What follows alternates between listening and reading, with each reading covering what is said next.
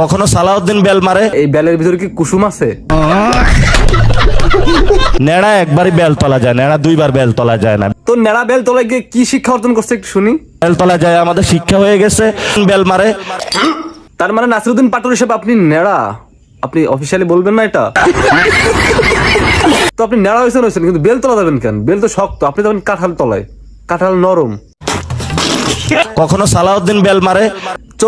নাসিরউদ্দিন পাটোয়ারি সাহেব, আমি আপনাকে একটা ফাউ উপদেশ দিতে চাই। ইটের বদলে পাটকেল মারতে হবে। কাঁচা বেল মারছে না পাকা বেল মারছে? যদি পাকা বেল মারে জায়গায় খাই ফেলবেন, আর যদি কাঁচা বেল মারে পোড়াই খাবেন, দেখবেন আর বেল মারবে না। ভাই রাজনীতি মানেই যুদ্ধ, রাজনীতির মাথায় ডিম বেল এগুলো থাকবেই, এগুলোকে উপেক্ষা করে আগায় যাইতে হবে নাসিরউদ্দিন পাটোয়ারি ভাই। কখনো হইলে যে অর্থমন্ত্রী আছে একজন অশিক্ষিত লোক, সেই বেল মারে। নাসিরউদ্দিন সাহেব ভাইয়া, এই বেলের ভিতরে কি কুসুম আছে? উনি বলে তেল আছে।